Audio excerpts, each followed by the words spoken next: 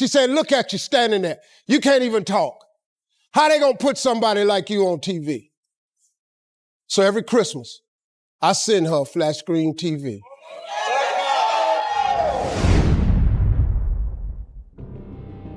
Today, he's one of the most recognizable faces in entertainment, a king of comedy. I swear to God, I want... A beloved TV host. I love the hair. What do you do? But you want something? No. A best-selling author. But what if I told you that before all the fame, the fortune, and the success, Steve Harvey was homeless?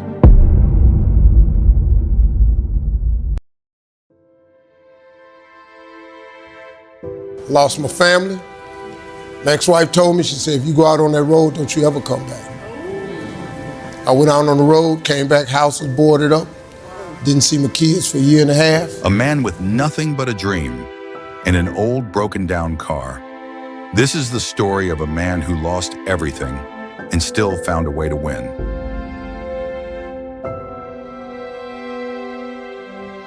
Steve Harvey was born on January 17th, 1957, in Welch, West Virginia. The son of a coal miner, he grew up in a world where success wasn't handed to you. You had to fight for it. His father, Jesse Harvey, spent long days in the mines, covered in coal dust, working tirelessly to put food on the table. I was fortunate because my father was always my biggest supporter. His mother, Eloise, was a devoted Christian who taught him that faith could move mountains. But young Steve had a problem. He stuttered. Badly. And when we came back the first day of school, her assignment was write on a piece of paper what you want to be. So I get up there in front of the class. She said, little Stevie, what did you write on your paper? Now I'm standing there, I can't talk. Who in this school ever been on TV? Who in your family ever been on TV? Who in this neighborhood ever been on TV? I'm crushing, man. I'm standing there dying. She said, look at you standing there. You can't even talk. How they gonna put somebody like you on TV? So every Christmas, I send her a flat screen TV. Every time he spoke, the word stumbled. Even saying his own name felt like climbing a mountain. Kids laughed. Teachers doubted him. As he grew older, Steve Harvey tried to make a living, bouncing from job to job, insurance salesman, carpet cleaner, even a mailman. But no matter how hard he worked, something inside him whispered, this isn't your path. Then one night, everything changed. After that, I went to an amateur night, October 8th, 1985, walked in the comedy club for the first time on a dare. A girl named Gladys Jacob dared me to go to the comedy club. I was actually writing jokes for a comedian today named A.J. Jamal. He would pay me $10 a joke. The girl came to me one time and said, you the one writing these jokes for A.J. Jamal? I said, yeah. She said, why don't you do them yourself? I said, what you talking about doing yourself? She said, why don't you go to the comedy club and do them? I said, what is a comedy club? I never heard of a comedy club. I was 27. She took me to the comedy club. I signed up. I went up last. They had a clap off. I won amateur night. What the hell do you mean does he want to see you? He just walked out to your desk. I won $50, cried all the way home because I couldn't believe I had won this $50.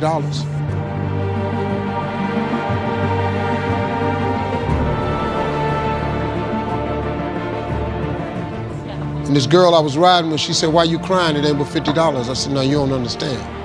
I was born tonight. I'm gonna go do this the rest of my life. She said, you won $50 and you gonna go do it the rest of your life? I said, I've been talking to God my whole life about what he want me to do. This it. What are you talking about? I went to work October 9th. October 9th, the next day, and quit my job with $50. I jumped immediately. That was it. That was it. But it led to a lot of catastrophes with that decision. You ended up homeless. I think being homeless kind of turned my life around. But success didn't mean the struggle was over. Lost my family.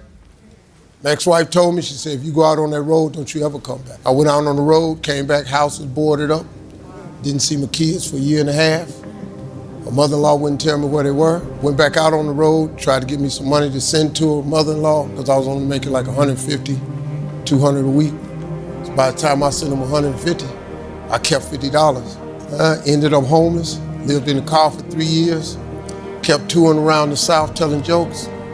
Every now and then I'd go home, borrow $100 from my old man. I was hurting, man. Kept going. Thought about giving up a whole bunch of times. But God, man, he got a way of coming through. He lived on just a few dollars a day. There were nights he cried himself to sleep, nights when he thought, maybe this isn't for me. But just when he was about to give up, the phone rang. A voice on the other end He said, "Hey, Steve, this is Chuck Sutton with Showtime at the Apollo. We saw a tape of you. You're very funny.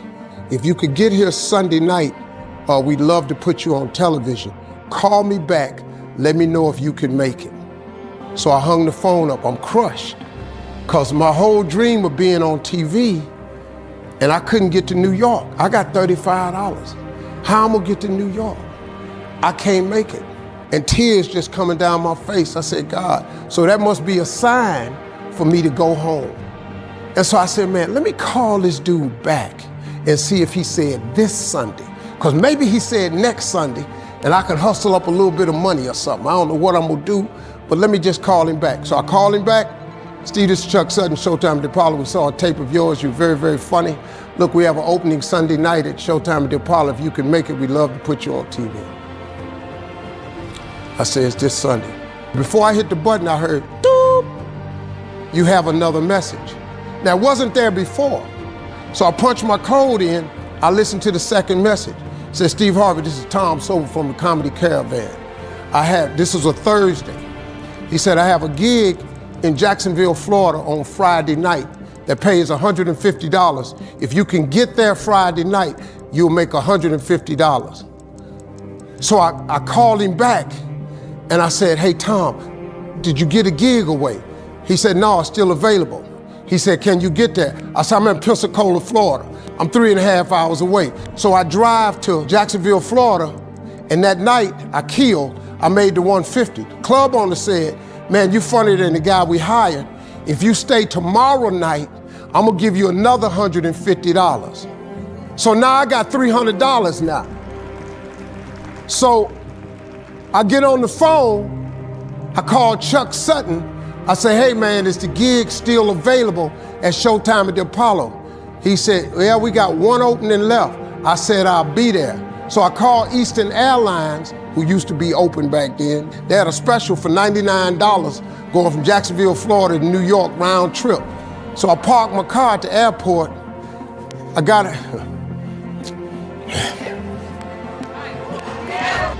to the Apollo. I said, hey man, I'm here. I got there at 11 o'clock in the morning. He said, you can't stay here because you don't come on to the late show tonight. I said, man, I ain't got nowhere to go. I said, if you just let me stay in this building, man, I ain't gonna move around nothing. I ain't got nowhere to go. So I meet this guy named D.L. Hughley. I introduced myself. He introduced himself. I'm sitting there, another guy come in named Dwayne Johnson. Then this other dude walked in named Jamie Foxx. And I introduced myself. We don't know each other, ain't none of us famous. Nervous, man, I'm about to throw up. D.L. Hughley went downstairs. D.L. Hughley got booed off. Dwayne Johnson got booed off. Jamie Foxx went down there and got booed. They booed Jamie, then Jamie started singing. And then they started clapping. And Jamie had their ass, then he went back to them jokes, and they got his ass. So I'm walking down the steps and I see Jamie sitting on the steps. I said, hey man, hang in there. He said, man, that ain't never happened to me before, man. This crazy. This Jamie Foxx, man, one of the most talented people in all of comedy. And now, you don't even know how nervous I am, man. I can't even, my breathing is shot because these dudes been booed. So I walk out and I wrote this joke that his eyes started talking and was just, I tell you what happened. The heavyweight champ's fist is coming towards my face. I just said, Lord, Lord, Lord. And I wrote this whole joke about this dude's eyeball talking. And when the punch came, and all this here, the Apollo, man, they went crazy. They lost their mind. I got a standing ovation, man. They paid me. I made $750 for being on TV for one night. And they came to me and said, would you come back to New York and host amateur night for us to just try you out? Oh, ain't no problem. Everybody has a turn back moment. You have a moment where you could go forward or you can give up. But the thing you have to keep in mind before you give up is that if you give up, the guarantee is it will never happen. The only way the possibility remains that it can happen is if you never give up no matter what. But through it all, he never stopped believing because he knew his story wasn't just about him. It was about inspiring others. He got plans for you, but he needs your faith. He just needs you to call on. He needs you to dust off your imagination and just go for it. You got to try. Quit waking up thinking you ain't got no say-so in your life. You have a choice in this matter. You can't stop what happened to you, but you can doggone sure do something about what happened to you. Life is 10% what happened to you, is 90% what you do about it. Somebody in your family gonna die. Somebody in here gonna get fired. Somebody here gonna get an eviction notice. Somebody gonna get laid off. Somebody company gonna close. That's life. Somebody you love gonna break up with you. That's life. But what you gonna do about it though? Since it's gonna happen anyway. Trust me, go home and ask God to open up your imagination. Today, Steve Harvey isn't just a comedian. He's a mentor, a motivator, a man who turned his pain into purpose. He gives back. He lifts others up because he knows that's life. Someone somewhere is sleeping in their car right now. Someone somewhere is on the verge of giving up. And if his story can reach them, if his words can give them hope, God is always coming. Then every struggle was worth it. He's never too late. Steve Harvey's journey isn't just about making people laugh. It's about proving that no matter where you start, no matter how hard life knocks you down, if you have faith, if you never stop believing, you can rise. You will rise.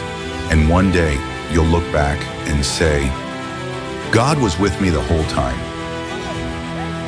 Never stop believing. Your story isn't over yet. He came in the room, I started unbuttoning my pants. He said, hold on, boy. He said, what she want you to write on that paper? I said, like a policeman or something. He said, well, take a piece of paper out, put that on paper. He said, now take that piece of paper, I won't be on TV, and put it in your top drawer. And what I want you to do is every morning before you go to school, I want you to read that paper. And every night before you go to bed, I want you to read that paper. If you turn your TV on 5 days a week,